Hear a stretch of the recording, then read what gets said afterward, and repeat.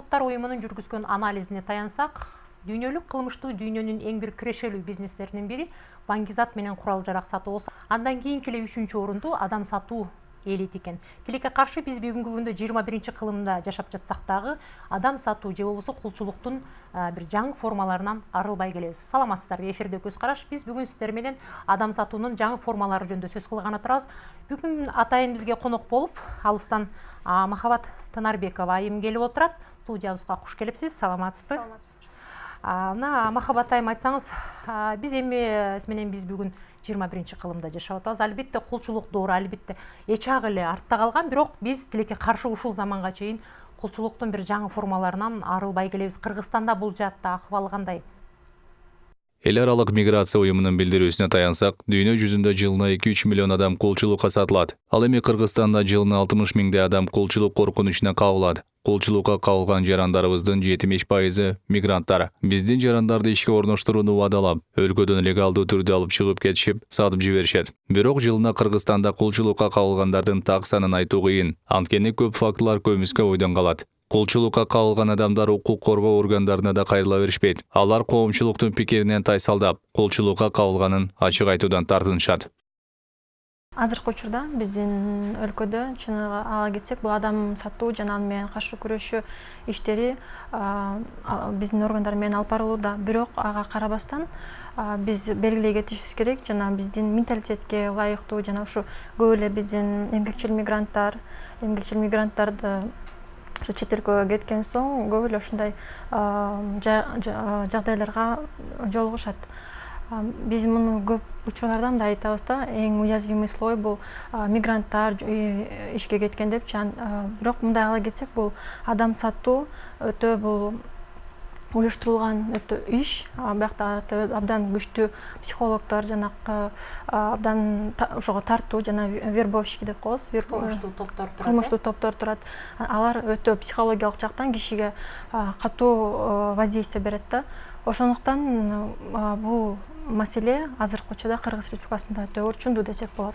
Анткени бул адам сатууга жагдайына учурлагандар көп, бирок көпчүлүгү ушу органдарга, тийиштүү органдарга арыз жазып кайрылуудан баш тартат. Анткени бул ошол эле киши өзү психологиялык жактан кайта муну жашап өтүү өтө кыйын адамга жана менталитетке ылайыктуу. Ушу биздин менталитет үчүн да көп эле ушу канча биз статистикаларда да карасак, бир 50 иш эле козголгон деп жүрөт. 17-жылдын жарымы, 16-жылдын жарымына чейин, onun үчүн бул өтө аз да. Жана арасынан жоопкерчиликке тартылгандар деле саны аз. Мындай ала кетсек, чын эле учураган мезгилдер көп эле болот. Ошол адам сатууга байланышкан кылмыштуу топтор жөнүндө айтып калдыңыз да. Бизде Кыргызстанда көп эле учурап калат, ошол өздөрүнүн тааныш эле адамдар өздөрүнүн эле туугандарын эле балдарын, кыздарын алып барып сатып ийген учурлары болот да. Бирок тилекке каршы ошол кулчулукка кабылган кыздар, жигиттер бир 7-8 керек болсо 10 жылдан кийин кайтып келген учурлары болот. Ошолор кайтып келип да мени ушул сатып ийди эле, паспортум алып койду эле деп айтса деле, жанагы адамдарды бир укук коргоо органдары бир сот жообуна тартылбай калган учурлар көп эле болот да тилекке каршы. Бул жактан дагы белгилеп кетчү нерсе бар. Ушу адамдарды атайын ушу алдап адам сатууга бул үстүндө ушу уюмдар десек, жанагы булар өтө воздействиялар күчтүү болот да. Например, булар атайын көп үй бүлөлүүлөрдөн тандашы мүмкүн. Кийинки жакыр жашагандан атайын ушинтип тандап алып, анан кийин коркутуп, ошо жабыркаган адамды кийинки ошо көрсөтүү берүүсүнө органдарга баш тартуусун ошо алар дагы түзмө-түз алардын кийлигишүүсү бар десек болот да. Шантаж кылып турушат экен да. Шантаж да болот. Анткени булар өтө тонко воздействие кылышат экен адам баласына, ошого вербовать эткен учурда.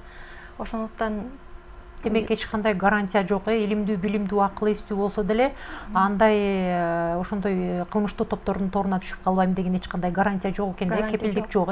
Ошондой. Анан дагы белгилей кетчү нерсе, биздин ошо чыгып аткан эмгекчил мигранттарыбыз, сиз өзүңүз айтып кеттиңиз го, тууган тушкан достор деп ошентип көп кетет. Мына биздин мамлекеттик миграция кызматынын алдында маалыматтык консультациялык борбор бар.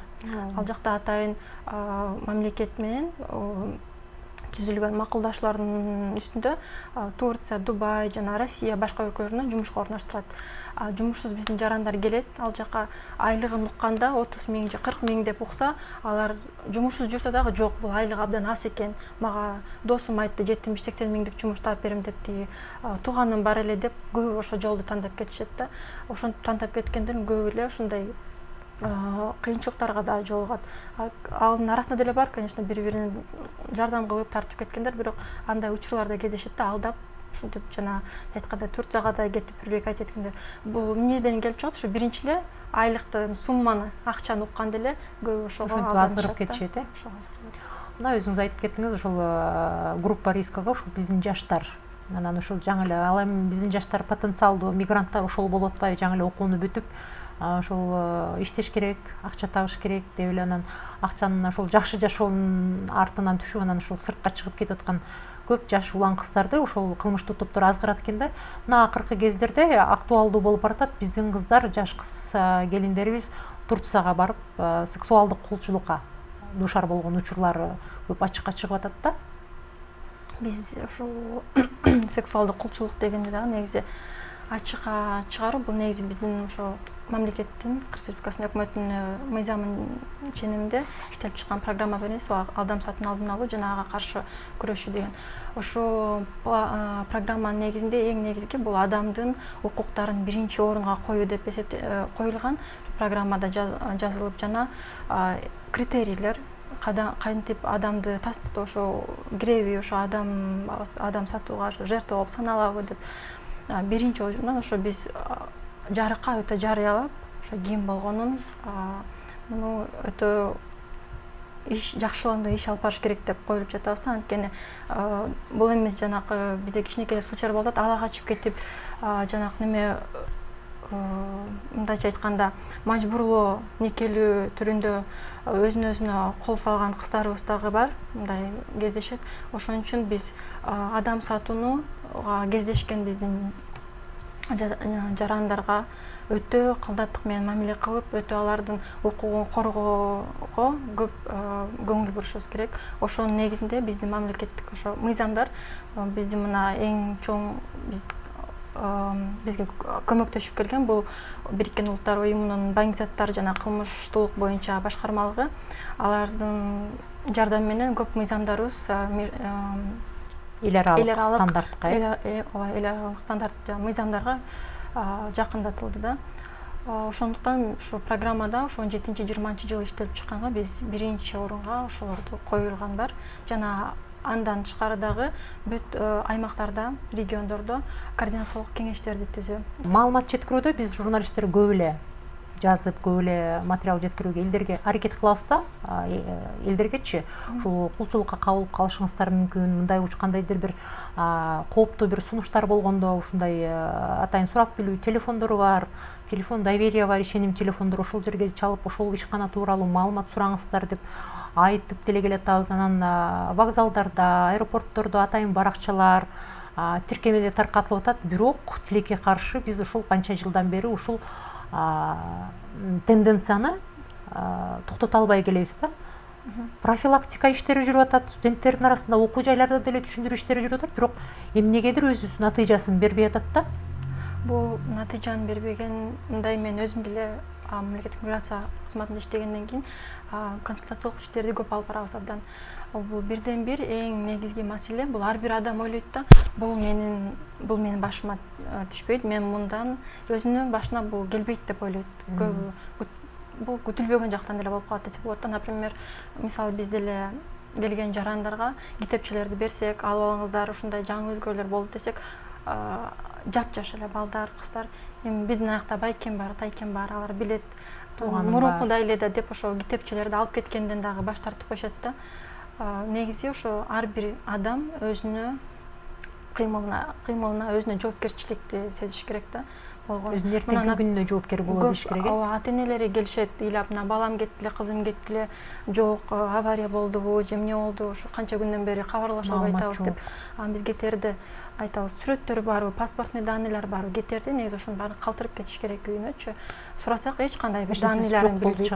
Паспорттун копиясы барбы, хотя биз аны жөнөтөбүз атайын тийиштүү органдарга. Десек, көбү даярсыздык жок эле ошо кетип калган болот да. Көп ушундай. Анткени баары эле бул мага тийбейт, буга кезикпейм деп ойлошот. Демек, жаман айтпай жакшы жок, ар дайым бир коопсуздук чараларын көрүш керек, Мына өзүңүз билесиз, жана өзүңүз айтып аттыңыз, биздин улуттук мыйзамдарды эл аралык мыйзамдардын деңгээлине мындай теңеди депчи. Ошондо биздин улуттук мыйзамдарда адам сатууга аралашкан адамдарга кандай жоопкерчилик күчөдүбү же кандай болот? Ооба, бул жоопкерчилик күчөлөт, анткени мурунтадан 124-беренеде Кылмыш кодексинде кеңири бул жазылып кеткен. Дагы бир момент бар, ошо бала сатуу өзүнчө болгон экен, анын баардыгын өзгөртүп чыгып, адам сатууга деп бириктиришти да.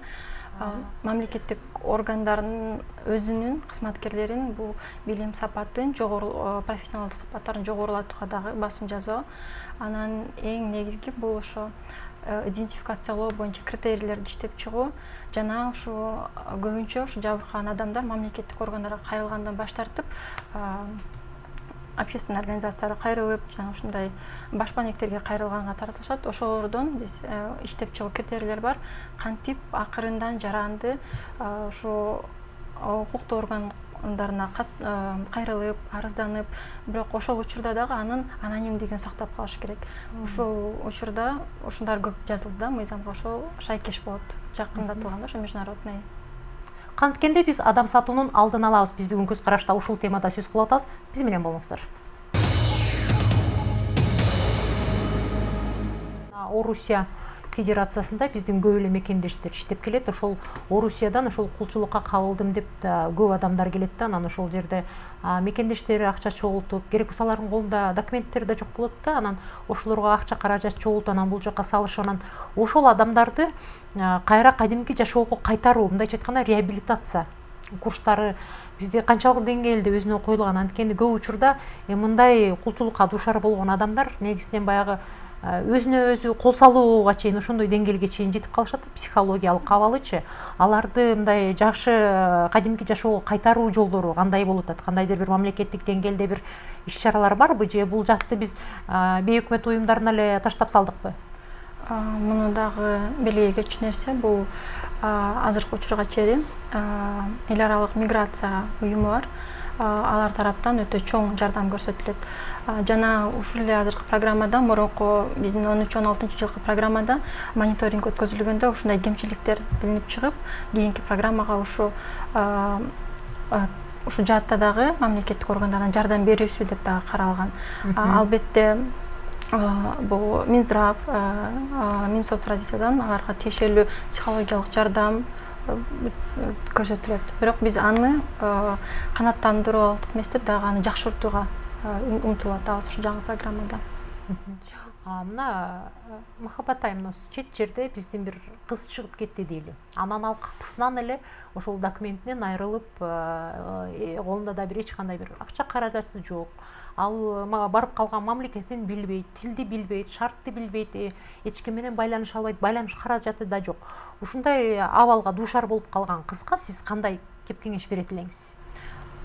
Биринчиден эле ар бир жанагы сөйдү да үстү айтып кеткендей, жоопкерчилик сезиш керек өзүнө. Алдын ала, Алдын ала.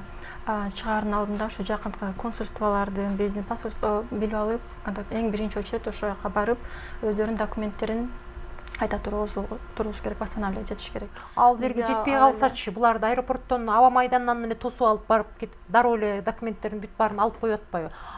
Консульство биздин өкүлчүлүк, элчиликтерге жетпей калса кантип? Биздин ошо жана горячая линия кызматтарына чалып, жакынкы арада кайсы жактары кайрылса болот. Биздин ошондой эле бул жактан көбүнчө биздин ошо диаспораларда куткарып кетет. Көп учурда ошондой, биздин эле мекендештерибиз колдоп кетет. Ооба. Жана ошол кайрылып эле көп ара учуротпай кайрылып ушундай мамлекетти чечиш керек да. Бизде, например, Россияда деле, Турция, башка өлкөлөрдө ушундай биздин диаспорага биригип уюмдары көп да, өтө жана өгөздөр мекендештерине жардам көрсөтөт. Эң негизги эле бул эми документтерди бар тургузуш үчүн, восстановить үчүн жакындык эле биздин консулдарга кайрылыш керек.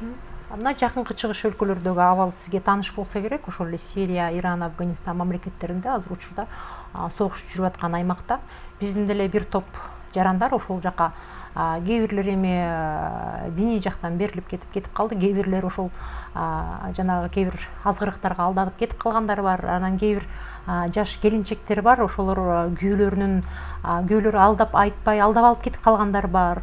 Ошол жактан да бир кулчулуктун курмандыгы болгон адамдарды бир кайтарууга болгон аракеттер жүрүп атабы? Бизге азыр Деги эле ошол жактан кайрылгандар барбы? Сирия, Афганистан. Кайтадан Сиздерге кайрылып, анан ошол жактан кулчулукка дуушар болдум деп кайтып келгендер барбы? жок, бизге кайрылып келгендер жок. Бирок мындай сиз айткандай бар, кездешет. Алар менен түзмө-түз биздин ички иштер министрлигинин 10 бөлүмү бар, алар иш алып барат. Түзмө-түз бизге кайрылып, ушундай куугунтукка ушундай учурагандар келген эмес. Мүмкүн ошол кандайдыр бир деңгээлде менталитеттин да ошол тийгизген таасири болуп атса керек. Бизге журналисттерге эмнегедир ишеним барбы кандайдыр бир деңгээлде ошол жака күйөөсү, өмүрлүк жолдошу же жигитиби азгырып алдап алып кетип калган келиндердин ата энелери келет да. Былтыр эле мага ошол эле турган Кара Суу районунан бир жаш келиндин апасы келип ыйлактады. Мен ошол жаш кызын алып калдым, кызы апасын деле тааныбай калды. Сирияда жүрүп менин кызым ошол күйөөсү өлүп калгандан кийин дагы бирөөгө турмушка беришти. Андан кийин ошондор эле төрөдү. Мен азыр кызым менен такыр байланыша алган жокмун.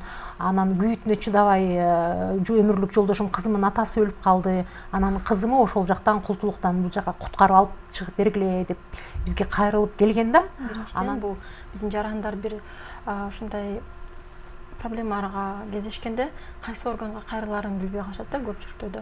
Мен ал жерде тем более бир мамлекеттик орган деле жок да. Ал жерде мисалы согуш талаасы, согуш жүрүп аткан жерде кооптуу. Ал жерде биздин элчилик жок, өкүлчүлүк жок, керек болсо полиция да жок. Анан байланыш каражаттары жок. Анан алар бир жолдору барбы? Эл аралык уюмдар аркылуу, ошол эле эл аралык миграция уюму, ошол эле Бириккен Улуттар уюму аркылуу, ошол Кызыл Жарым Ай коому бар, ушулар аркылуу ошолордун кандайдыр бир жолдору барбы аларды ошол жактан кулчулуктан куткарып чыгуунун?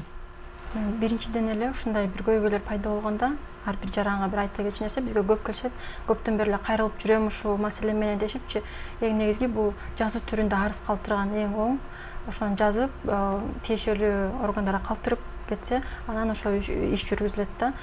Сиз айта кеткен именно ушинтип куткарып алгандардын үстүнөн мен чын айта кетсем маалымат билбей эткенмин. Бирок сатылып жана ушундай кеткен учурларда биздин ошо эл аралык миграция уюму тарабынан көп колдоо көрсөтүлөт. Демек, аларды биз ошол жактан куткарып чыгуунун бир реалдуу жолдору бүгүн бизде жок, Мен ошону так билбей эткенмин.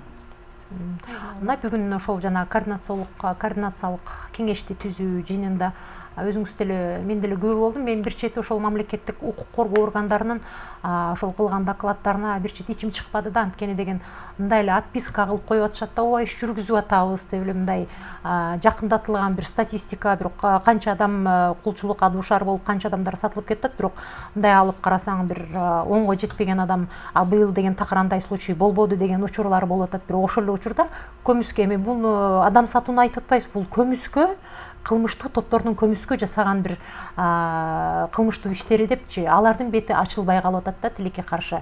Анан укук коргоо органдары дагы ошол жапа чеккен, ошол кулчулукка кабылган, адам сатууга кабылган адам ошонун курмандыгы келип арыз жазсын деген жери бар экен. Ал өзү психологиялык ушунчалык жабыркап ушинтип турган кезде арыз жазганы деле ушундай психологиялык абалы жок болсо керек. Кандайдыр бир механизмдерин өзгөртүп ошолорго жардам берүүнүн жолдору бар бүгүнкү күндө. Ошо сөзсүз түрдө ушул сиз айтып кеткен маселени чечүү түрүндө ушу жаңы программада ушу механизм перенаправления деп жазып чыккан. Ал кандай болот? Бул биз айтып кеткендей жаран өзү психологиялык өтө оор жагдайда турганда барып кайрыла албайт. Анткени ошо мамлекеттик эмес жана биздин башпандиктер түзүш керек деп да программаларда көп жазылган. Аяктарга кайрылган соң күчтүү психологдор иштеп, акырындан кишини ошо кайрылууларын өздөрү тиешелүү материалдарды толтуруп, тиркемелер атайын приложение толтуруп, анан тиешелүү органдарга жөнөтүүсү деп. Ушул бул моментте азыр биздин ички иштер министрлиги жана эл аралык миграция уюму менен иштелип чыгууда. Ушул иштелип чыккандан кийин негизи ушул айтылган маселеде өтө оор жагдайлар бар да. Ошон үчүн ошо критерий перенаправления жертв торговли людьми деп иштелип чыгып, мен жакынкы арада уже буйруса ишке кирип калат деп ишенебиз. Мен жана эле айтып кеттим, бизге журналисттерге көп эле келет да. Бул мурунку жылы ошол журналисттерге Москва шаарынан ошол диаспоранын адамдары ошол жерде Москва шаарындагы Кыргызстандын элчилиги чогулуп, ошол жерде бир документи жок, бир кулчулукка кабылган жаш келинди, боюнда бар келинди жөнөтүштү. Ал келинди биз бул жакта тосуп алып, анан төрөтканага жаткырып, аны төрөтүп алып, анан бир шелтерге жаткырдык да. Жана шелтер деп коюшат. Башпанеке. Бирок ал жерде жанагы биздин ошол курмандыктардын дагы ошол кулчулукка кабылган адамдардын ошол жерде туруусу деле бир чектелүү экен да. Кандайдыр убакытка чейин гана убакыт берилет экен. Ал убакыттын ичинде бутуна туруп өзүнүн жашоосун түптөп кетет экен, болбосо кайра эле көчөдө калат экен да. Ошондой биздин бир келин ошол убакыт өттү, ошол келин кайра эле көчөдө калды да. Биз коомчулук ошол кулчулукка дуушар болгон кулчулуктун курмандыктарына бир реалдуу кол сунуп, аларды жашоосун жаңыдан баштап түптөп кетүүсүнө бир реалдуу бир жардам бере албай атабыз да. Бул айтып кеткен маселелер дагы бар. Муну биздин негизи шелтерларда иштеткен биздин кризисный центрлар да бар. Аларда белгилеп кетсек болот, иштери өтө зор. Жана ошо программада деле ошо көтөрүлгөндө биз ошо учураган адамды материалдык камсыздоо, кандай бир жардам берүү дегени дагы киргизилген. Ошого жетишибиз керек деп. Анткени сиз айткандай эле ар бир органдын берген өздөрүнүн иштерин так бүтүргөн соң, бул уже чыныгы ошо адам уже кайта кайка барарын билбей, жанагындай кайта ушундай абалга түшүп калып атат да. Ошон үчүн биздин программа жазылган. Анан азыркы учурда мен ошо шелтерлардан уже чыгарып жиберди деген учурларды уга элекмин да. Бүт эле до конца реабилитация алып, толугу менен бардыгы бүткөндөн кийин киши өз калыптангыча. Ал командыктар көчөдө калып кайра бизге журналисттерге келип атпайбы? Калыптангыча ошо шелтерларда болот деп биз болсо колундагы жетелеген баласы менен көчөдө калып атышат да буларчы. Биз ошо бүтүн шелтерларда биз иштешкенде, бизде шелтерлар айтат, ошо полностью реабилитация алып, жардам көрсөтүлөт жертвага деп, анан ошо эшикте калган учурларын биз эске алышыбыз керек экен. Жана программада ошон үчүн каралганда материалдык жардам дали ошо материалдык жардам берилет дегенде мен сизден азыр угуп атам. Программада каралганда ошо мындай материалдык колдоо көрсөтүп кеттү ошо жарандарга учураган. Мына азыр сиздер айтып атасыздар, бир жаңы координациялык кеңеш ишке кирет депчи. Ошол кеңеш ишин баштап калса бир абал өзгөрөбү же ушундай эле боюнча, канча мен билем, ушул канча жылдан бери эле мамлекеттик органдар деле ошол эле отчетун берет, укук коргоо органдары деле ушинтип эле отчет берип келет. Абал өзгөрбөйт да. Ошол кулчулукка кабылган кандай эле канчалаган жаштар кулчулукка кабылса, ошол тенденция ошол эле боюнча абал өзгөрбөй уланып келет да, тилекке каршы. Мындай айта кетиш керек, бул эми негизи убакыт өтөт дегендей, убакыт өтүп жана бул иш жүрө берет ар дайым эле. Анткени координационный кеңештер жана сиз айтып кеткен булар мурунтадан эле облустан иштейт.